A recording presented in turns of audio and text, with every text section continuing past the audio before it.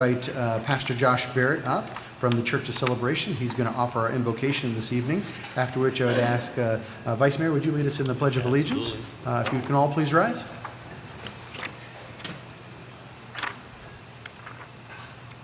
Jesus, thank you for the day, another day of life. And I thank you for this great city and the leaders that lead us. I pray that you give them divine wisdom, impartation in which they can seek your counsel in the affairs of this city. We appreciate their service, and we just pray for them tonight, and we pray for this meeting. Be blessed. In your son's name. Amen. Please place the flag. I pledge allegiance to the flag of the United States of America and to the republic for which it stands, one nation, under God, indivisible, with liberty and justice for all. Thank you. You may be seated. Everybody. Thank you, Pastor. Appreciate it. That'll take us to the roll call, please.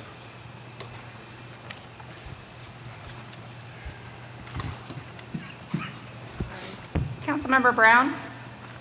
Here. Councilwoman Gussie. Here. Councilmember Manfredi. Here. Councilmember Smith. Here. Councilmember Vitiello. Here. Vice Mayor Wade. Here. Mayor Price. Here. Mr. Mayor, we have a quorum. Great. Thank you very much. No item on item 3, proclamations, acknowledgements, awards. That'll take us to item 4, report from the mayor. Council obviously will be discussing a piece of business later this evening that might change a few things. And as such, I just thought we probably ought to add this here if we are doing away with a work session potentially, or incorporating it in other times. If that's the case, then your ability to say what you have been to has been eliminated as we get to that. So as we get to the report from the mayor here, I think wanted to turn some time over to you all if you had something that you wanted to share with the group that you've attended in this past couple of weeks. So I'll turn it over to you, Councilmember Smith. I didn't know I was going to get this opportunity, so I didn't prepare my list. But one thing that I did want to share is some exciting news regarding the new senior lunch and learns that we're having every third. Thank you. Every third Friday of the month. And we had our inaugural session this past Friday, and the topic was understanding what you can do at home for dementia and memory loss, and the room was packed. It was really exciting, and based on the surveys that we got back, it seemed as though at least 30 who returned surveys out of 40 walked away with really great information and a sense of community were the two major comments. So I invite you all to take a look at that. It's every third Friday at Copper Sky, but it was really delightful and a lot of fun and a way to meet the needs of our seniors. Thank you, Mayor. Thank you. Councilmember Vitiello, then we'll go to Vice Mayor. Thank you, Mayor. I had a chance to meet with Power Network Group, and it was pretty awesome to sit in front of roughly 35 people and have a meeting and tell them the exciting things that are going on in the city. Councilmember, is your mic on? Should be. Hello, hello. Hello, hello. Having some It's not mic working. problems there. Hello. No, it's not working. Anyway, I attended a meeting called the Power Network Group, and it was exciting because just a week prior to that, we had our strategic planning meeting, and I was able to tell them the exciting things that are going on in this city. And I'm telling you, I'm pretty excited, and they were very excited. I could have used another hour there speaking with them. So look forward to what's coming in the future here. The next 3 years is going to be extremely exciting, and I'm looking forward to it. So thank our wonderful staff and past council on everything that they've done to build up to this and give us the next 3 to 5 years of just super exciting stuff. So thank you, council, and thank you, staff. That's it. Thank you. Vice Mayor. Thank you, Mr. Mayor. On the February 11th, I was able to attend the Planning and Zoning meeting, and then also myself and Councilmember Vitiello. On the 12th, attended the Youth Council meeting. Also, Councilmember Vitiello attended that as well, and presented a project for the Youth Council. We'll see how that comes about. On the 13th, was able to attend the MUSD 20 Governing Board meeting. And then on the 14th, had an opportunity to have some conversations with the staff or liaison for the Youth Council and discuss an event for the Youth Council and the Student Council. And also, the youth council was working on their retreat. The subject matters for their upcoming retreat will be cyberbullying and what is next after high school. And of course, they do all the work and effort themselves to put it all together, so it's kind of cool watching the process. And then I had an opportunity on the 15th to attend the Central Arizona College fundraiser at the winery in Florence. It's an opportunity to raise monies for the college. About 200 people, I guess, 220 people. Councilmember Smith was there with Supervisor Smith as well, so it was kind of nice to see them. Some more, a lot of Maricopa in the house. Members of both private and private. Global Water was represented, so it was good to attend that. Pay respects actually to a young motorcycle victim here that was killed last week, and an opportunity to spend a little time with his mom. And we shouldn't have to bury our children. I think most of us kind of feel that way, but she's handling it pretty well. And then on the 16th, attended a community meeting with Congressman O'Halloran over at the Veterans Center that Councilmember Gussie had put together and organized, and that was good too. It's always good to hear some of the things that he brings from D.C. And so it was just an average couple of weeks. Another day Thank in the you. life.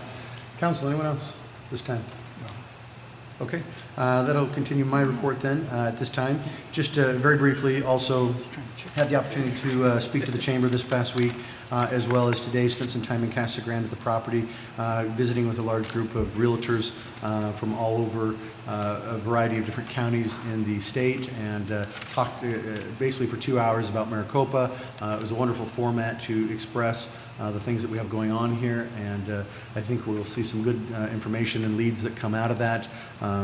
Was approached by several people afterwards talking about moving their headquarters and businesses here, so and different folks that they represent. So very exciting to see the things that are taking place and transpiring, and I think there's a lot of great things ahead for us. So with that, I will go ahead and conclude this item, report from the mayor, and move on to item 5, which is the report from the city manager. And in discussions with him, he pointed out earlier that Nathan would be taking this. So Nathan?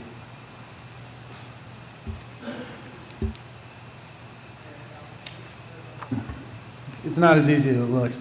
Mayor and council, thank you for the time, and Rick, thank you for giving up your time. Really excited to be here tonight to talk about a few programs. Hopefully I get my PowerPoint up here.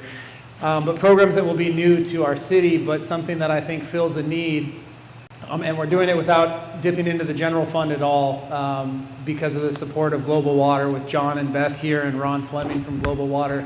They're going to support a few new programs. The first one I'll talk about, and when it gets up, we'll get up that there's a PowerPoint, or do I need to wiggle it or anything? Okay. Is a Safe in the Water program, which is something that I've taken to other facilities that I've worked at, particularly the Kroc Center, and it's been used in other places too, but it's a program that makes sure that we catch all of our kids before they hit 3rd grade to make sure that they have an opportunity to be water safe. And something that's fairly unique that we're doing with this program is we're partnering with, our goal is to partner with all the schools, but we're going to do a pilot this year where 2 elementary schools will, as a part of their day, bring kids to Copper Sky and give them water safety lessons. So every kid in the class will be assessed. If they're deemed to be unsafe in the water, then they'll receive a lesson over the next 4 weeks as a part of their school day. So the goal is to remove all barriers, whether it be transportation, cost for the parents, or just a desire by the parents, or even a knowledge that, hey, I should probably get this done. I think when I realized my kid was 6 and couldn't tie his shoes, I'm like, hey, I better step it up. And those things kind of sneak up on you as parents. So we're trying to remove that from the equation, all of those different barriers. So here's my presentation here. Oh, it's this one. There you go. So it's programs designed, as I said, to remove barriers. We're going to be working with Butterfield Elementary and Maricopa Elementary in the fall of 2019 to bring over their preliminary talks. They're talking about 1st grade classes. So 4 to 5 1st grade classes will come over to Copper Sky during the day, which fits a number of needs. We're not busy at that time, so we can get the kids in. Thanks to Global Water, there's an opportunity for revenue to support the program. It keeps our lifeguards working, which keeps them around the rest of the week too. We can get it done in 4 to 6 weeks, and the goal of the program is to ensure that everybody in our city has a water safety lesson by the time they hit 3rd grade. You can see, right, it's very small, but you can see there they'll receive a report card, which will talk about the outcomes of the program. On the left side, it's a pre-test that'll be a part of the assessment, and it talks about sitting independently. Will they jump out to an instructor? It talks about their fear of water. And at the end of the program, how those things have changed within 4 weeks.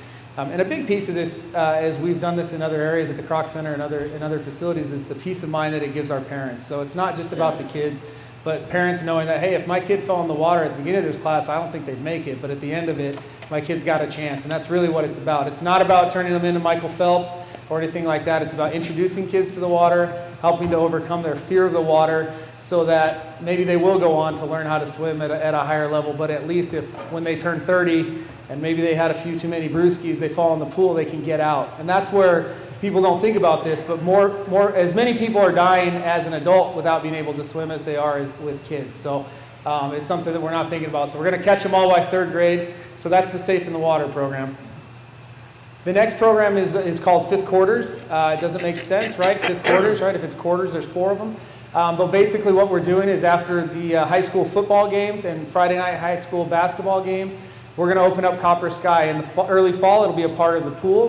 We'll do an event in the pool each Friday night that there's a home game, and then each Friday night for basketball home games as well, to allow teens to come into the facility at low cost. If there's a cost associated with it, it'll be to raise funds for some of the sports programs that are going on in the high schools. So any high school can go. It's not just Maricopa High, but we'll do it in accordance with their schedule for sports. So we're excited about that. So there'll be some food, some fun, and then some grown-ups cramping their style, making sure they're safe. But that's an opportunity we want to provide as a department, as a place for our kids to go and our teens to go on a Friday night after they're excited and they're with their friends. So we'll be open from 9 to midnight on those Friday nights, and God bless the staff. I'll be there. I'm just kidding. I'll be there. But God bless the staff. We're going to do that with them, and it's something that we need to do as a part of that.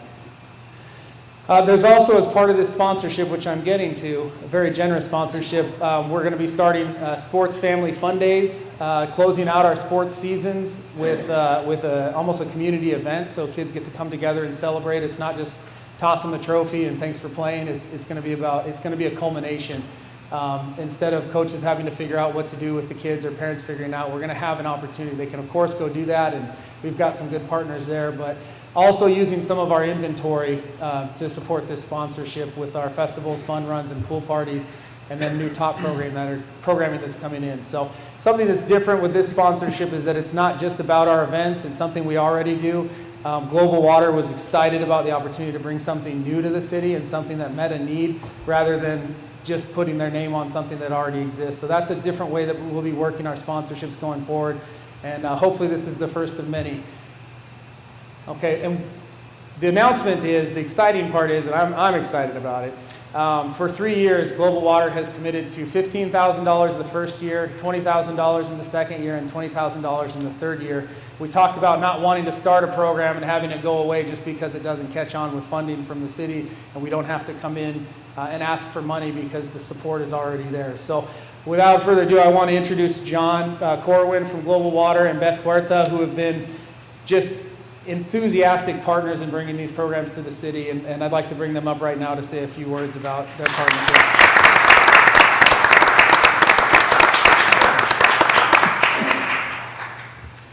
Mayor, council members, really, like Nathan said, we're really excited to be able to partner with the city on these programs and bring new programs to the city.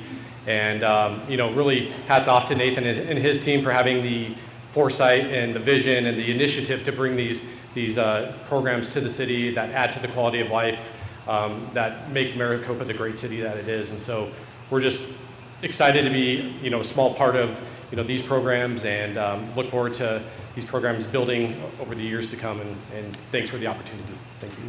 Great, appreciate it. And that concludes my report. You're right, it is tricky, Nathan. Thank you very much, we appreciate it. And City Manager, anything else at this time? Thank you. That'll take us to item 6, which is the call to public. Excuse me. I have 3 speaker cards. I'll go there first. And then beyond that, if anyone else wishes to approach the podium, you may do so. First off, I have Susan Cameron. Susan, come on up. Jumped out at you. And I'm on, right? Yes. You're good. Mayor Price, Vice Mayor Wade, council members, your Maricopa Art Council is at it again. We have our 5th Artist Studio Crawl coming up on March 9th and 10th. And it's the 5th one, so now we're up to many, many artists. We have 11 different stops, or 11 different artists on this particular crawl. 5 of them will be at my house. So we're having sort of a mini arts festival at my house, which will be awesome. We have 2 new artists involved, a young lady who's goes to ASU but lives down here, and another lady that was just here for our poetry slam with her poured paint art.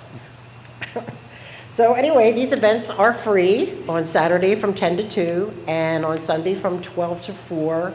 We have snacks, we have interaction. There's people from 80 to, I had a little 3-year-old cowboy at my house last time. He just wanted to learn how to work with horses, and I was more than happy to engage him. So anyway, that's our newest event. The following week, we will also have a Inside the Creative Mind. This one will be at Copper Sky, and that will feature Judith Zaymont with how she does her creating music and orchestrated works of hers, and Herman Newberger, who is a resident of Province, who does sculpture and pencil artwork, and he's very, very good. So come on out and join us. It's free. You get a map. We'll have those out at Honeycut Coffee and the library, and it's just drive around, come to our house, come on in, interact, buy some artwork if you want, and enjoy the day with us. We love opening our homes to let you see all the work that we do. So thank you. Thank you, Susan. We appreciate it. Sure.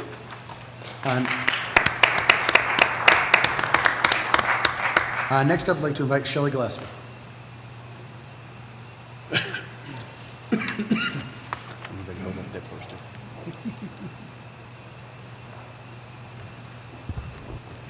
Good evening, everyone. Mayor, Vice Mayor, Council, staff, and community members and friends.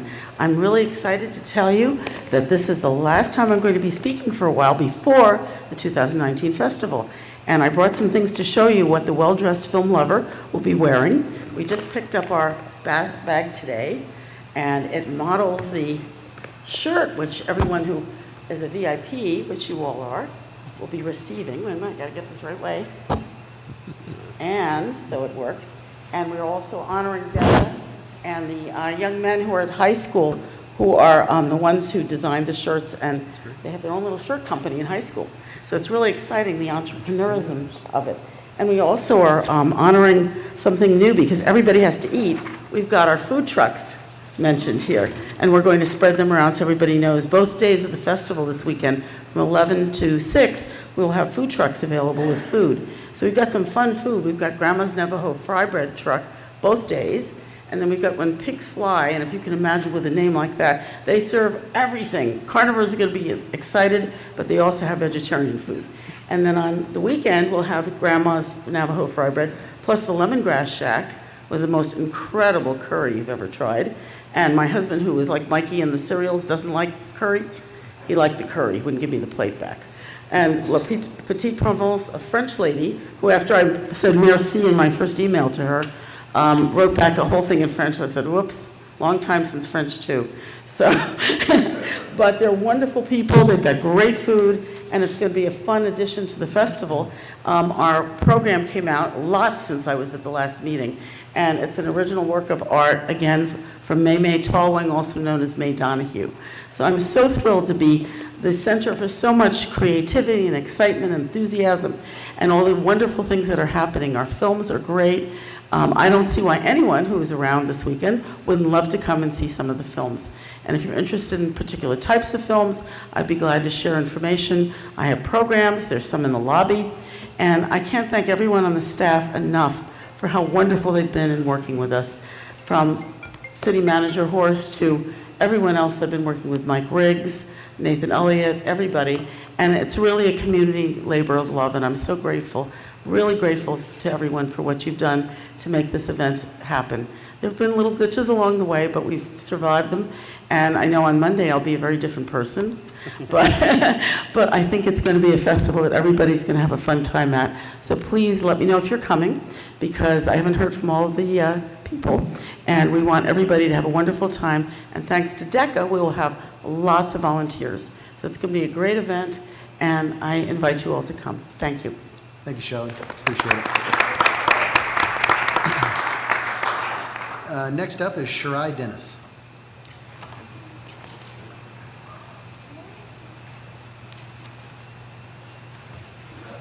Is this on? It is. Oh, okay. My name is Shirai Dennis, and I'm here to tell you guys about our upcoming event for our Pinal County NAACP Youth Council. We'll be having a car wash. Huh? Hold the mic. Oh. It'll be located at the AutoZone on John Wayne Parkway.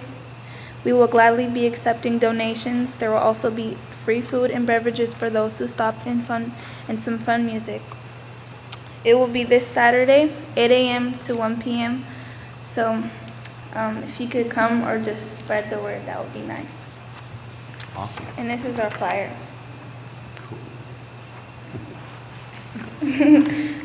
Thank you. Thank you, Shirai. Appreciate it.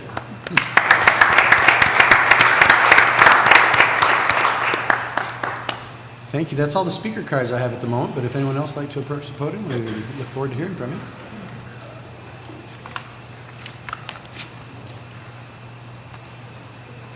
Hi, I'm Lori Wilson, and I used to be an employee of the city for 7 years, and I am so happy about the library project. I am coming to tell you in support that I have been waiting. So whoever the developer is, I would love to thank them for coming up with this. I have had the honor of teaching Christian's children for years how to not spin in circles during story time. You need to keep teaching them that. I know, slightly Calais. But it's a really important thing for this city to move forward with the library project. When I remember moving here in 2008, there was the bond to build a building that was going to be really big, and they had the really cool pictures. And so to get to this point where we're going to say we're actually going to put a shovel in the ground and we're going to look for input from the community is huge, because when I worked here, we're like 2025, 2030.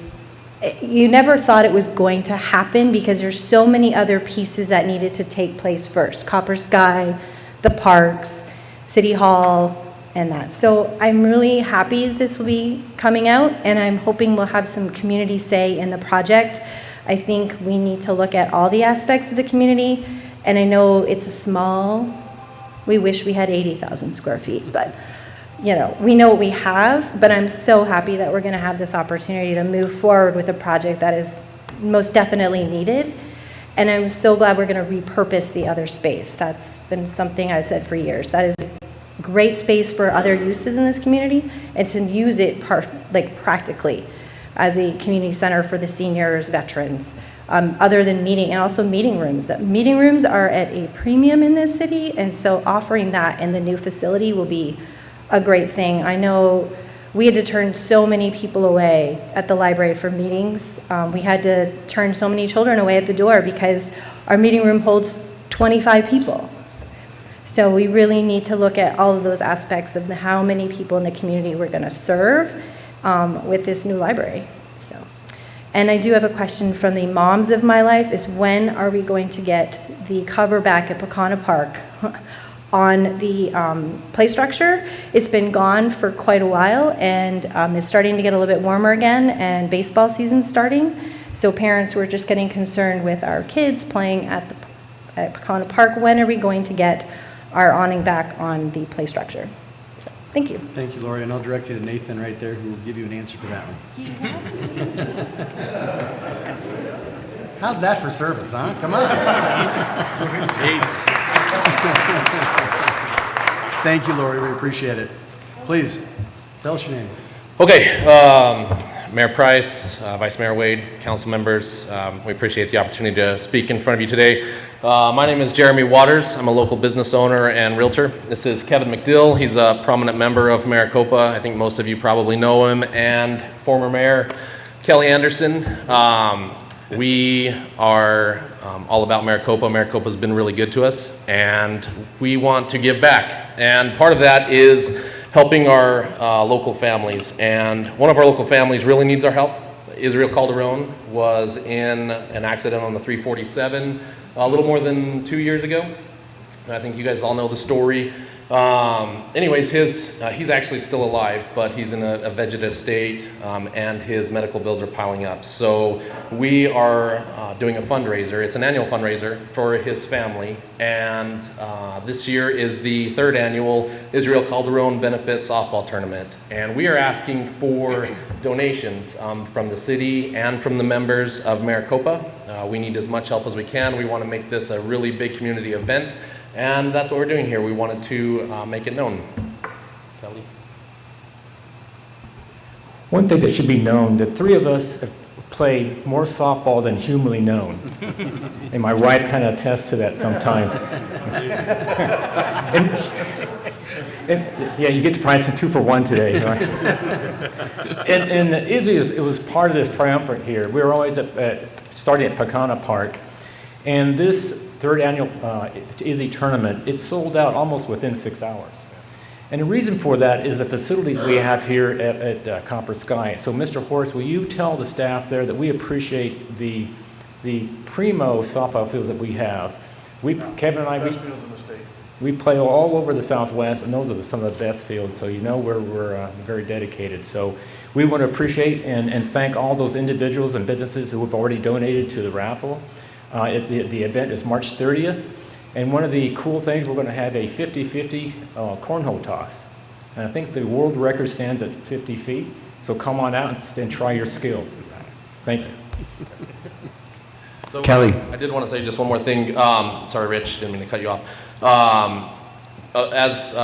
To hit on the note that Kelly had mentioned, the fields are awesome, and events like this draw members of the area, you know, in Phoenix and just the surrounding areas to Maricopa, where they can actually see the facility that we have, and it is something to show off. So this is a really good opportunity to do that, and we can definitely do that with the help of the city. Thank you. How long, what time does it start, and how long does it last, and is there going to be food there? There is going to be food there. Helen's is catering the event. The event starts at 8 o'clock in the morning, and it goes till about 9 or 10 at night. It's an all-day event.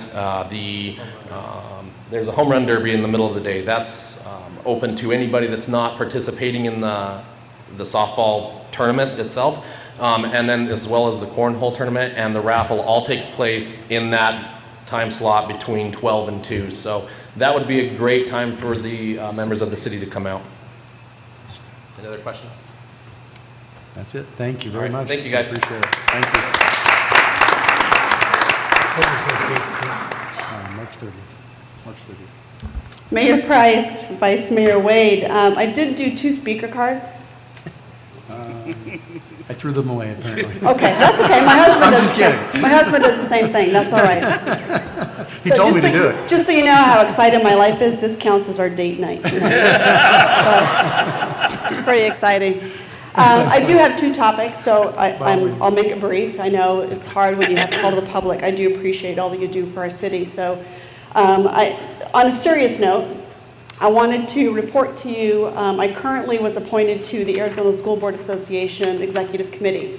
So I am excited and honored because I feel like I also represent the city of Maricopa along with Maricopa Unified School District and public education and all of our schools across the state and all school board members. So recently at the end of January, I attended a Washington, D.C. trip to talk about education. One topic was equity, which we also continued that conversation here in Arizona. It's a big issue not only for our students, but our teachers. Do we have equity in our hiring, and how do we cultivate and nurture future teachers? So that was a big topic at the national level. The other huge topic at a federal level, because that's really what we talked about, and just so you know, I did meet with every single one of our representatives. It was a long day, and my feet really hurt. But the time I was going through security at the Capitol, from one end to the other, they just come on through Arizona, because I had my boots on. So boots on the ground, we definitely covered some ground, but meeting with all of them, the main topics federal level are school safety. And how do we allocate those funds, and how do we convince the federal government this is a serious issue at all of our schools. And it's not just about reaction, but it's also about preventative measures and mental health. And putting mental health counselors in the schools was a big issue. And so we did talk a lot about that. We also talked about the Individuals with Disabilities Act, which was a big issue. They're reauthorizing that and focusing on outcomes and not just services provided, but do we actually have outcomes for these students? So those were some very serious topics. I was honored, and I hope that I can continue those conversations with you as a council, that if anybody has questions, I'm happy to meet with you one-on-one, or as a group, or do a work study on what's going on in the state of Arizona and where do we stand on those issues, because it is important for our students and for our communities. So it was a great honor, and I just wanted to report to you on I love my city, love where I live, and I'm excited for our future. We've got some amazing youth coming up behind us. So I just wanted to report on that. That's the serious side. Now we're going to have some fun. So we know that March 2nd, Ignore the beep. this is my second. I'm another person now. Exactly. So I get another 2 minutes. I'll make it quick. March 2nd, from 6 to 10:30, we have our annual event. It's our 14th annual Seeds of Change Gala. It's going to be at the Province. We're excited that we've got our title sponsors who are hosting the event, which is Harazak Chin, Ace Hardware, and Meritage Homes. And without them, this would not be possible. But also without our community, it would not be possible. So it's exciting. All the money raised stays local. It goes right to our Women and Children's local Maricopa shelter, which is always exciting to know where your money goes and that there actually are outcomes and statistics that show that it does make a difference. So this year's theme is That 70s. So I hope that you are practicing your hustle. I actually had a dance party at my house on Sunday, and we learned relearned for me, the hustle. Got my little twirls down. And so it was exciting, and we made sure we have our Soul Train moves down for that part of the night. So it's going to be fun. We've got a 70s cover band. We've got all the disco balls you can imagine. It's just a fun night to come and have a good time and celebrate our successes and our partnerships. So it's March 2nd. Tickets are available. There are still a few left at seedsofchangegala.org. You can go there, you can ask questions, you can contact me through that website. So, and we also have a Facebook page at seedsofchangegala.org. That's 70s. So start looking for your leisure suits, your paisley print shirts, and your white Naga hide go-go boots, and the white belts. I'm sure Kelly's still got him in his closet somewhere.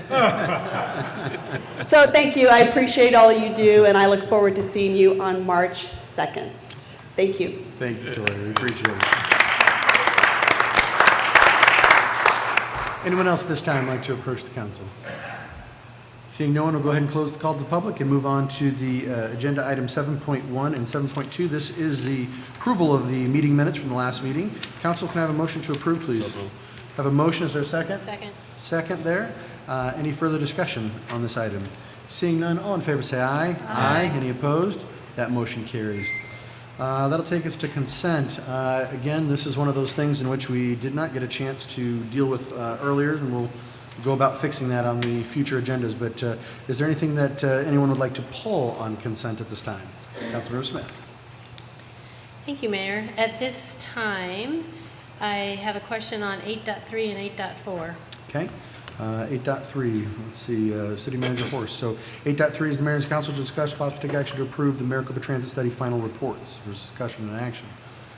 So fire away. Okay. The question is the same for both of them. Okay.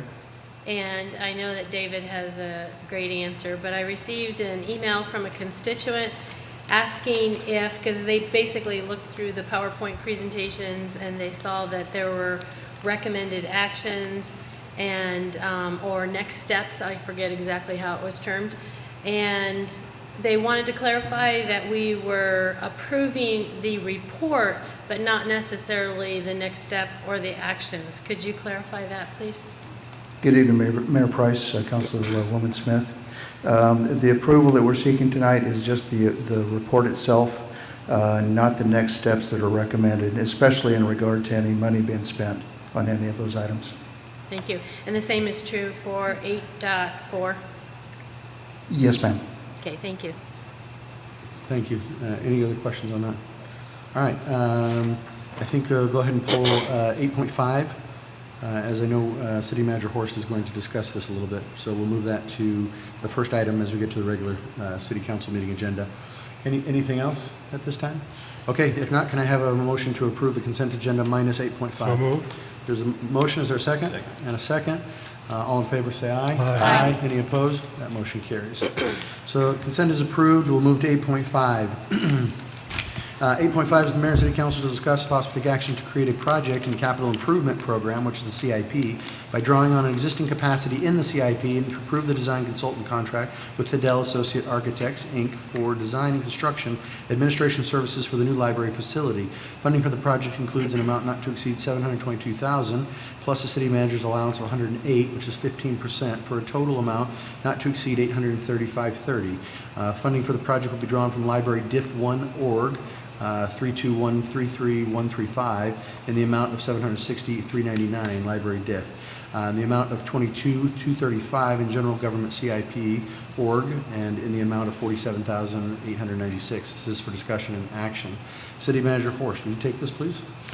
Thank you, Mayor and Council.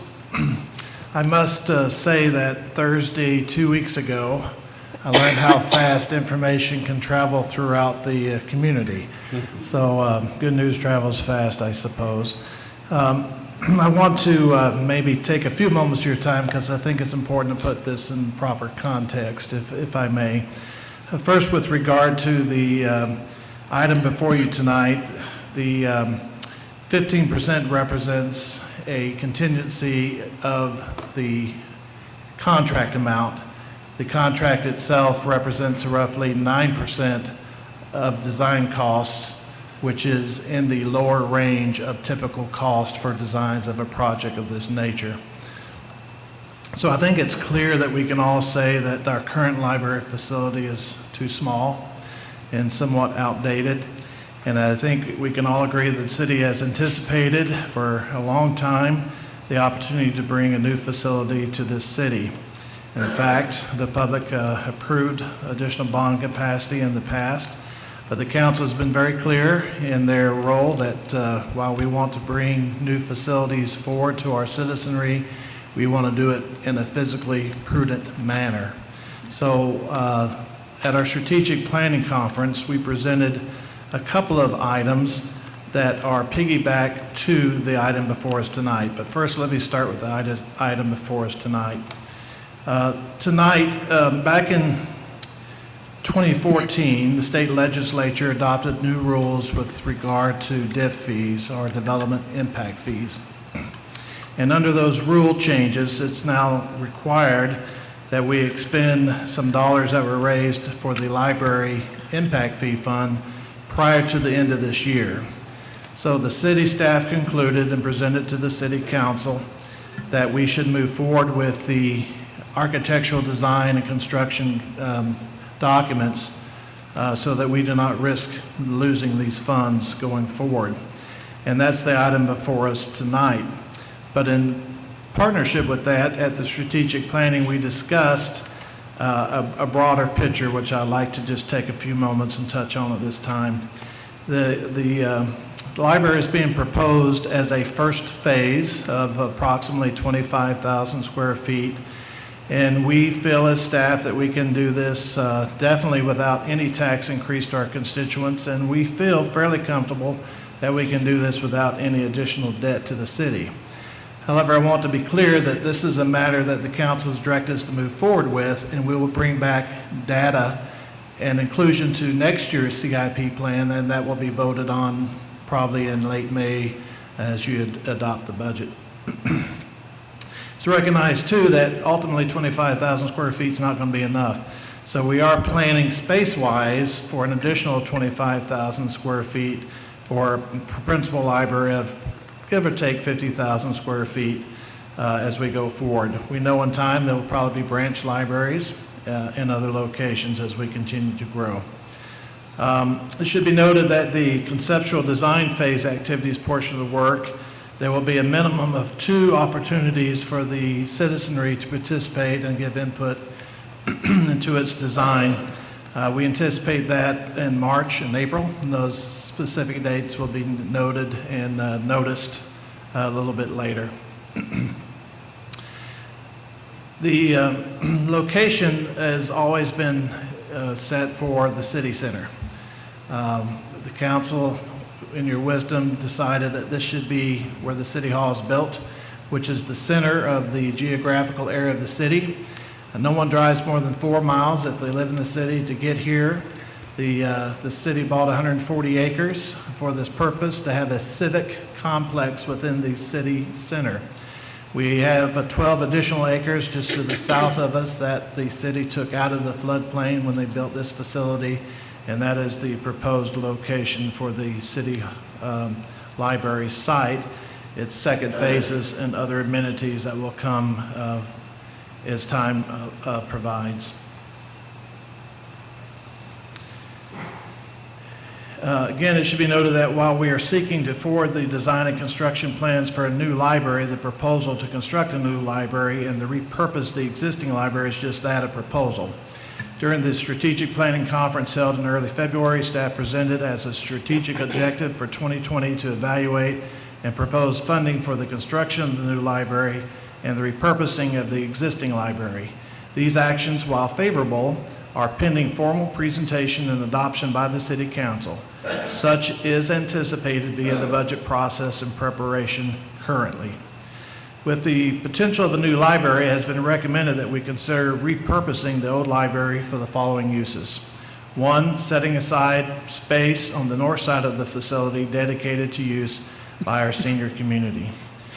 2, setting aside space on the south side of the facility dedicated to use by our veteran community. 3rd, establishing the center section, approximately 3,000 to 3,500 square feet for use by the general community on a reservation basis.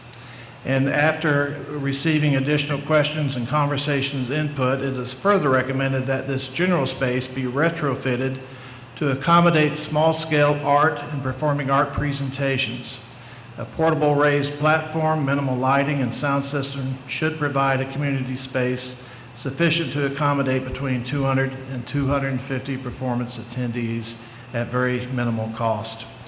And with the new facility being available to our veterans community, this will allow our current vet center, the old library, which is now the old library, to be utilized as the historic museum located in the new Heritage Park, which appears to be a very appropriate location. We are currently undergoing our new DIF study for the next 5 years. Within this, we will include a library facility-based DIF fee, which over time, with the collection of this fee through new development, not to our current citizens, the city may elect to refund ourselves any dollars spent on this proposed new library or utilize these funds to build the second phase, 25,000 square feet facility when the time comes. And the latter is likely the recommendation staff would make, so that we would then have funding in place to build the second phase, again, without debt.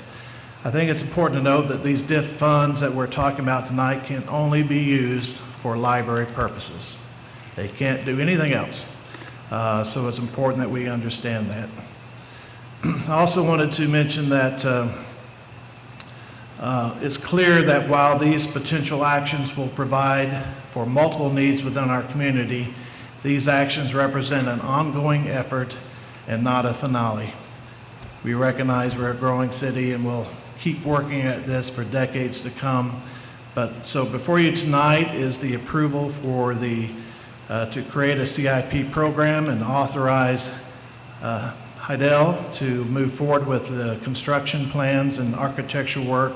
Again, there will be 2 citizen opportunities to meet with the architect and to give input. Of course, we'll receive input however they want to give it in the interim, email, phone, voice. Catch me at the store, aisle 13, where I pick up my bread, whatever those things are.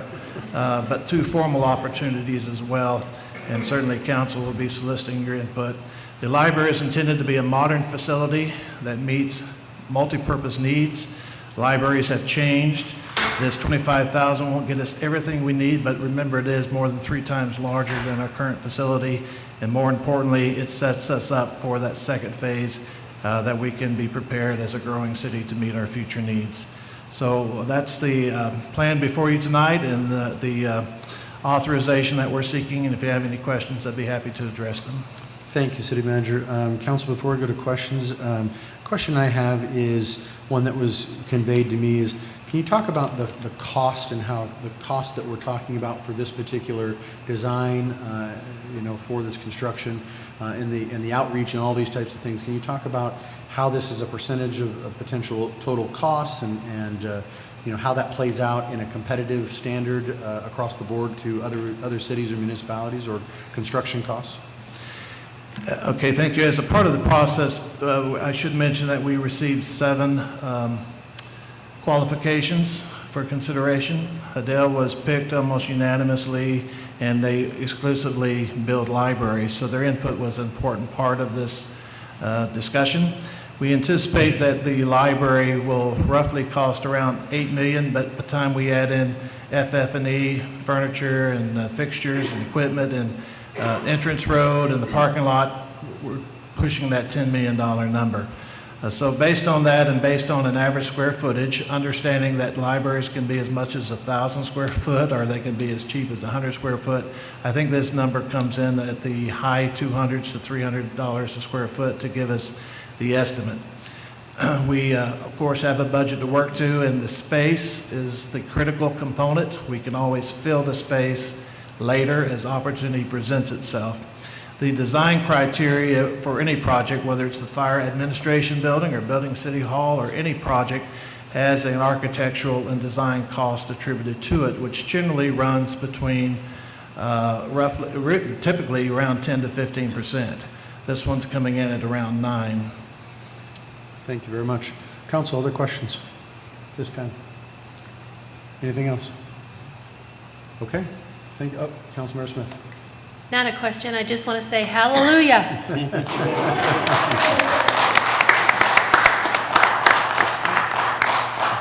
Or maybe I should wait till we vote. I was going to say, in a few months when it comes back on the budget, just say amen. Yeah, amen. We'll see. As long as you're praying. Absolutely. Okay, with that, any no further discussion? Is there a motion, please? So moved. I have a motion, is there a second? And a second. Any further discussion on this item at this time? Seeing none, all in favor say aye. Aye. Any opposed? That motion carries. All right. First step in the right direction. We appreciate your proposals and for this motion forward. That'll take us to item 9.1, which is a public hearing. So I'm going to basically open the public hearing on this particular item. I'm going to read the item, and if you want to speak to this item, you may come forward and do so, but speak to this item only. The Mayor and City Council shall hear public comment for the purpose of considering a Section 5311 Transit Program grant application. This is the mid-cycle fiscal year 18-19 to 20 adjustment from the Federal Transit Administration through the Arizona Department of Transportation that will be used to continue operations of the City of Maricopa Express Transit or COMET system. Interested persons or agencies shall be heard with respect to social, economic, and environmental aspects of the project. Interested persons may submit oral or written evidence and recommendations with respect to the project. So if anyone has any comments on the public hearings portion of this for the COMET system at this time, you may approach the podium. Seeing no one, we'll go ahead and close the public comment at this time on item 9.1 and move on to the next item. This will take us to item 9.2, a resolution of the Mayor and City Council of the City of Maricopa, Arizona, approving and adopting a purchase and sale agreement and escrow instructions and development agreement between the City of Maricopa and Maricopa Alberge, LLC, and Arizona Limited Liability Company in compliance with ARS 9-500-0.05. This is for discussion and action. Is Denise here? No, that's it. There she is. Denise, are you going to take this one? I know it's standard operating procedure, but go ahead and give us a quick rundown. I apologize. Good evening, Mayor, Vice Mayor, Council. This evening, we have the agreement, which is a purchase-sale agreement and development agreement between the City of Maricopa and Maricopa Auberge, which is the La Quinta Hotel developer. So they are scheduled to develop an 89-room hotel on the southeastern portion of the south parcel. I'm happy to answer any questions that you all may have regarding the agreement. Council, any questions on this? I think the only question I have is just from a, and while I know the answer, I think just from the general public standpoint, what sort of backstops do we have in here from a development perspective? I mean, I know that's one of the fears that people have of a previous development that didn't go so well due to the recession, and what's the incentive for this company to develop this particular parcel and to make sure that it gets accomplished? I think it's the other way around for us, actually. This hotelier is extremely interested in the City of Maricopa. My understanding is they have another project underway, and if they could, put that project on hold, they would, and they would advance this project before. They also are interested in building the second hotel in Maricopa. So not only that, as far as, what measures do we actually have in place, they are supposed to break ground within the first year of this agreement. So we'll know very quickly if our hotelier will not be able to deliver. But at this point, we have no signs, nothing that shows us that the developer is not interested or not able to move forward quickly. So they've had no issues in their financing. They are intimately knowledgeable with the local community, and they have been eyeing the market for quite some time. Perfect, thank you. Council, any other questions this time?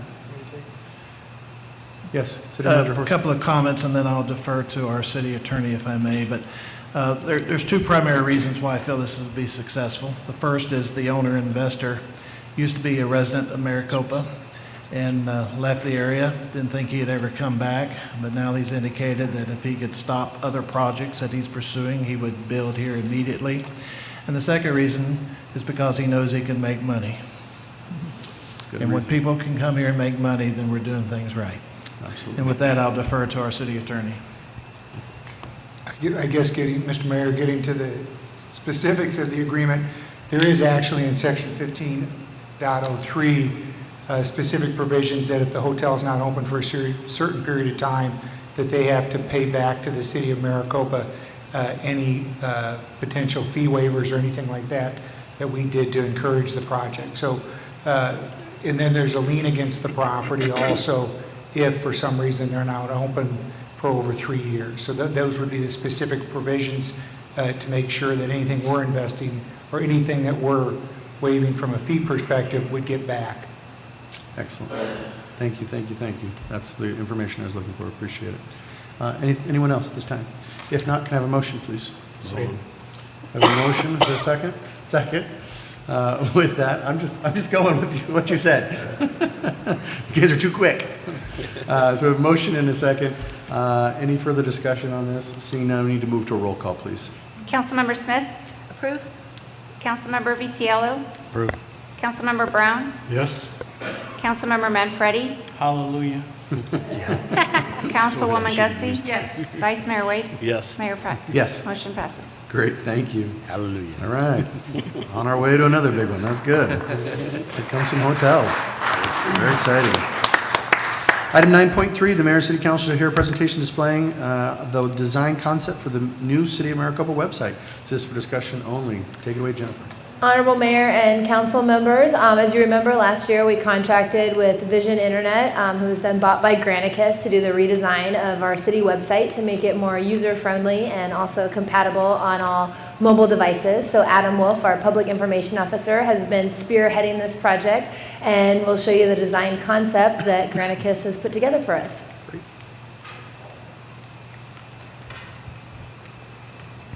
Mayor Price, members of the council, I'm very excited to be here tonight to bring you some of the designs for our new website.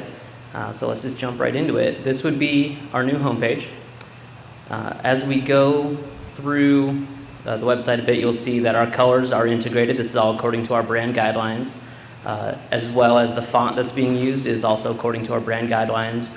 Vision, who is the company we're working with, has done a great job of making sure everything has stayed according to the rules set in place by the council. So what we have on here, first thing you'll notice is our social media on the side. This will actually is what's called a sticky social media. So as you scroll through the page, that will always stay in that spot, making it very easy for our residents to hop onto our social media if they want to communicate with us, just get some more updates on what's going on. Very easily accessible, and that's really what we want with this website. Down here we have what are called action buttons. And how we came up with these particular ones on display here is before the design started, we had analytics done on our current website to see where was traffic going to, what were our most used links. And these 5 here are where our residents were going the most. They wanted to find out about business, they wanted to find out about jobs, and surprising to me was passports was one of our top 5 most used items. The search bar was also a common complaint that we received. We did survey the public. Many did express difficulty using our search function. So no more difficulty. It is right in the middle, as easy as possible. And side note, the picture behind the search bar will actually be a video when the website is completed. We do have a demo of that at the end of this presentation, but since this was just a demo site, we couldn't actually show it quite yet, but you'll see what video would be behind there. And then in the top menu, which is also a sticky menu, so as you scroll, it will stay with you, and it won't change when you go to different pages, which is also exciting. So the 5 sections are our city, find out what's here, find out what you can do, find out what the city's all about. Departments, every department will be represented on here, making it easy to access and get information about each department. Businesses, we are a very pro-business community, so we want to make it as easy as possible for businesses to contact us to get information about businesses here, so they get their own tab on the top menu. I want to. What do you want to do in Maricopa? Well, let us know, and we probably have a tab for you right there. And then find a service, which we will go into here shortly, is really exciting, so I won't spoil that quite yet. So this is what the drop-down menu will look like if you were to click on our city or departments. Obviously, this is just a demo, so nothing's actually filled in yet. But essentially, this is the model it would look like. Now, this is the Find a Service portion. So if you click on this and you want to find some services here in Maricopa, it really is going to be as easy as clicking these 2 drop-downs and hitting Find Now.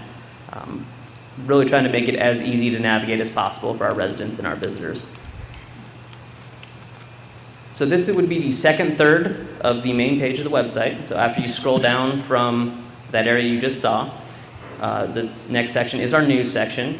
What we did learn through our heat mapping and through our surveys is that our residents do come to us to find out what's going on in the city. They really do rely on those releases we put out, on those articles we produce.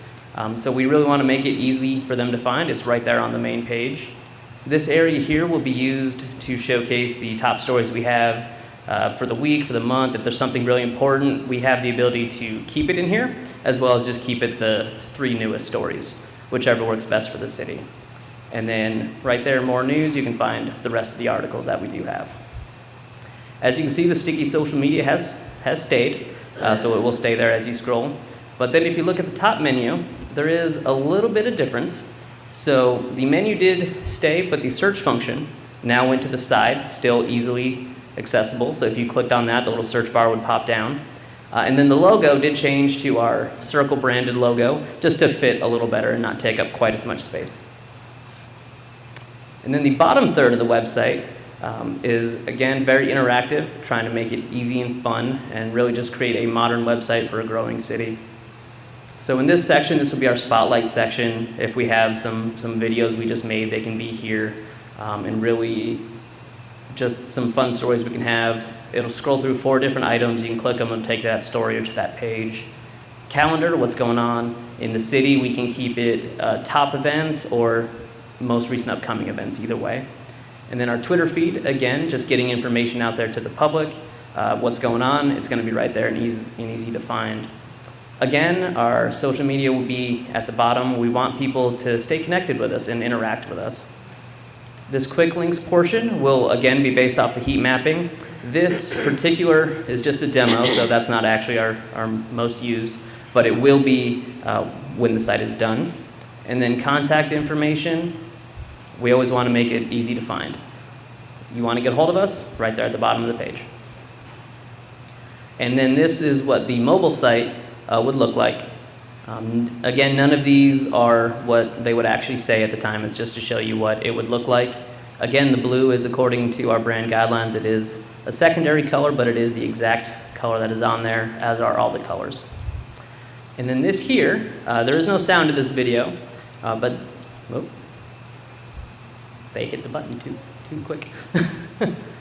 This video here is what we'll show on the back of the website.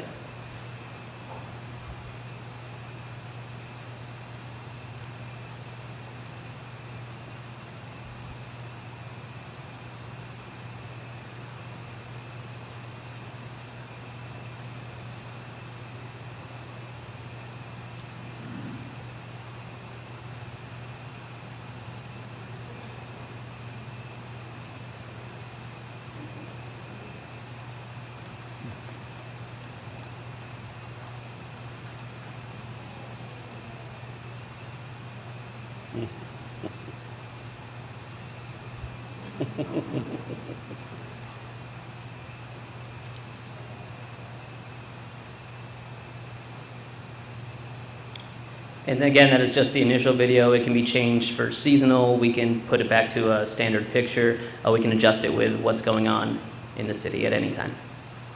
And with that, I'm happy to take any questions. Questions, Council Vice Mayor? Mic trouble, sir.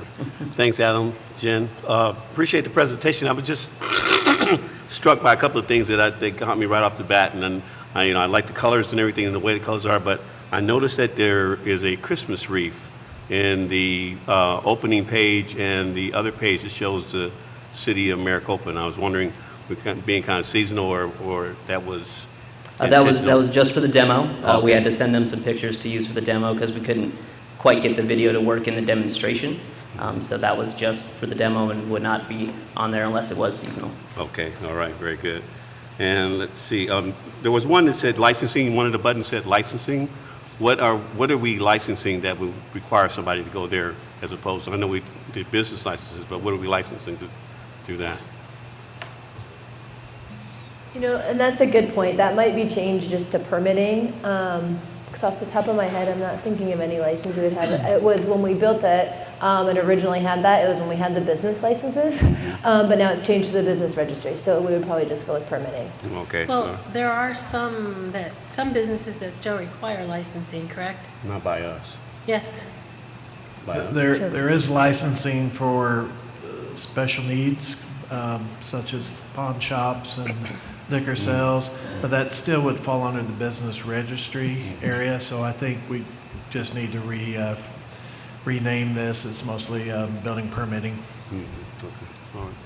And then, well, I think this is going to be changed as well because I was going to refer to the city council work sessions, but I think that's going to be taken care of in hand. Okay, thank you, appreciate it. Council, anyone else at this time? Have any questions, feedback, thoughts? Good job. Yeah, Councilmember Smith?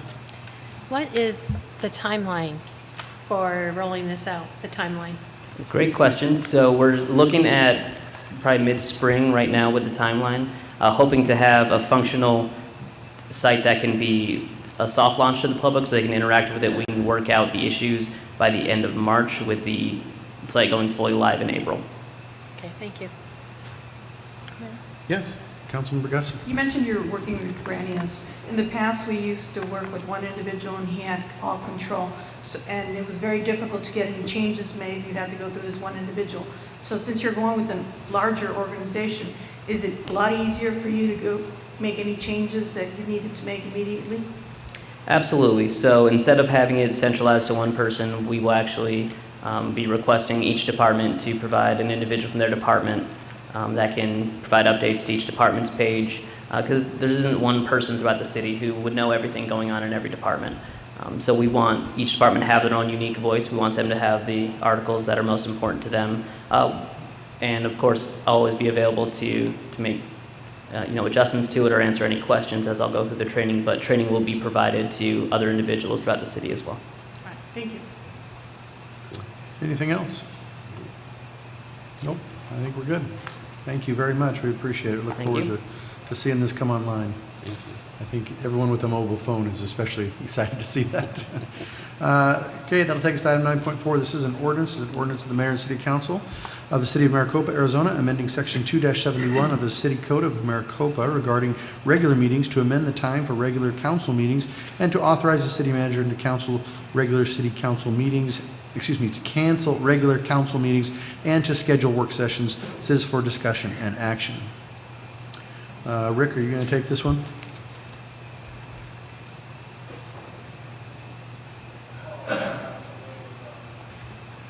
Writing a note. City Attorney, would you address that, please? At the last meeting, with regards to the city council start time, I think the last remaining issue, we tweaked the ordinance to make sure that that everything would be done in consultation with the mayor, but also to inform council if a meeting was canceled. But the only thing I think left for council to decide is when did they want the regular meeting to start. The ordinance right now is 6 o'clock. I think council last time discussed 6, 6:30, or 7. So I think that's the remaining issue to decide. Perfect. Council, turn it over to you for your thoughts, ideas, and discussion. Yes, Councilmember Manfredi. I think in the last meeting I was talking about 6 or 6:30. Today we started at 7, and I kind of liked it. I kind of liked starting at 7. It felt you had the chance to finish work, get here, unwind a little bit, and then start the city council meeting. So I like starting at 7 and bringing the work session into it. So. Okay. Other folks? Anyone else? Yes, Vice Mayor. See, we do agree on occasion, don't we? All the time. What are you talking about? No, I agree. I think 7 o'clock, particularly for those who are trying to get here from downtown, it works out pretty well. I would imagine it works out well for the citizens who are trying to get to council meeting also for 7 o'clock. I'm like you, I kind of like 7 o'clock. It felt good. Okay. Anyone else? So I guess I'll argue the fact that that there is a certain amount of, we're piling on a few things here with kind of the quote-unquote elimination of the work session. And so I think that we do have to kind of be careful of that as we talk about, we talked earlier about, adding the section where, council is now kind of doing it under the mayor's report where, each of you have the opportunity to talk about it in those busy weeks. I mean, we will spend sometimes 25 minutes doing that in a work session. Well, if you add that to a 7 o'clock start time and then plus everything else, now all we've done is push the long meeting into a longer meeting into the evening. So, I think that there is a trade-off here. I completely agree the fact that, from a getting people here standpoint, the later start time has its advantages. But on the flip side to that is we're already used to starting at 6. So I think it kind of maybe splits the baby if you start at 6:30, because that still gives us time to backfill some of those things that we're still trying to accomplish. So, again, I'm fine with whatever council wants to do. I'm here all the time anyways for one reason or another. So, I'm just going from one meeting to the next. If we start at 7, we start at 7. If we start at 6, I think that the thing I like about the ordinance is that there will be times that meetings are very lengthy.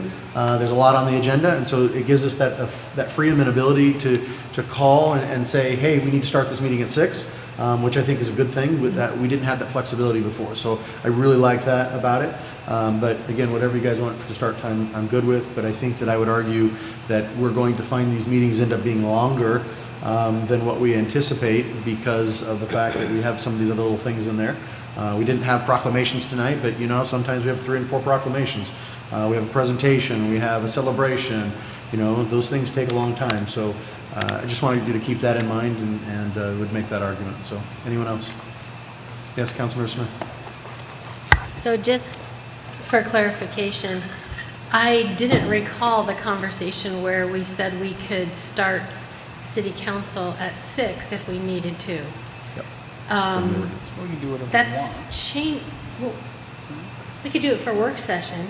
And I guess we have we changed the regular session from 7 to earlier?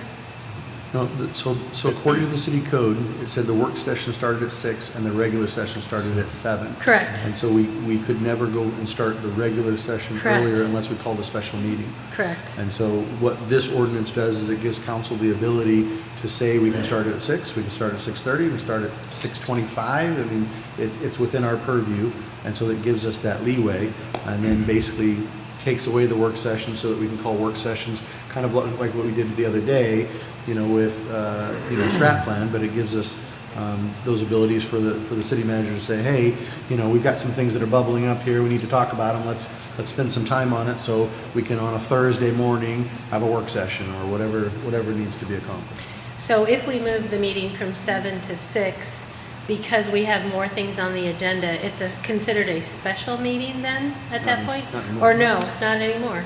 Just to clarify, you would set a standard starting time, whether it be 6, 6:30, or 7, but the mayor has the authority to call a special meeting on a case-by-case circumstance, but would not be the routine when it's warranted. So he has that authority now, and that doesn't change, frankly.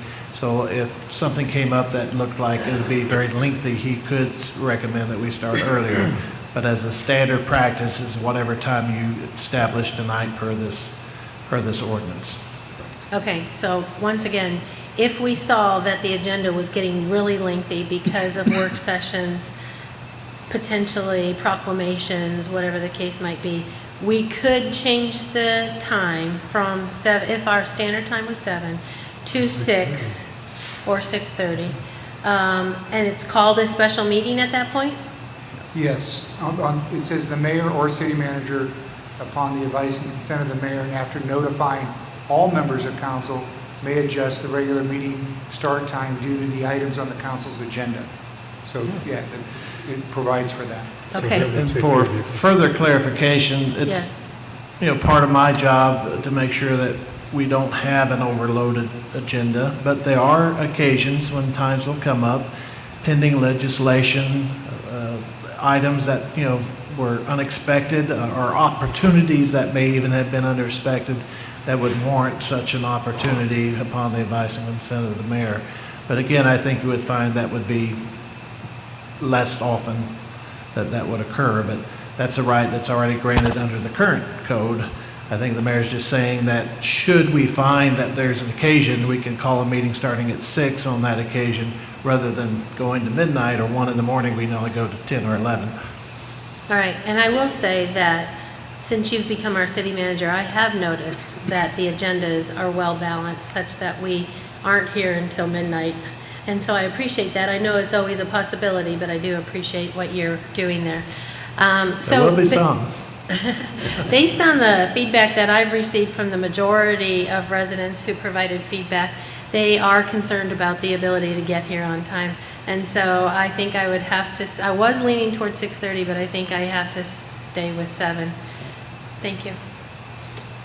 Councilmember Brown? I too, Mr. Mayor, would prefer 7 o'clock, and as the city managers discussed and agreed upon, at those occasions where an enormous amount of work has to be completed, proclamations, whatever, you can call it at 6:30. I think it would accommodate needs and give us time to give us our little spiel. We have one. So I would support 7 o'clock. Can I ask a question here? Legally speaking, so in order to move that meeting, if we foresee that it's going to be a lengthy agenda, we're still under the 24-hour notice from an agenda posting, right? So we need to make sure we contact the city council. That way we get the word out there. I'm just looking for that minimum time frame in which you cross a threshold that it can't be done anymore. It would be 24 hours, right? Okay. That would be the minimum. However, again, if we have a lengthy agenda, we should be able to notify you Right, much the sooner weekend than that. before, yeah, absolutely. And that would certainly be the goal, because we don't want to surprise anybody, especially those coming from, downtown Phoenix or whatever, so.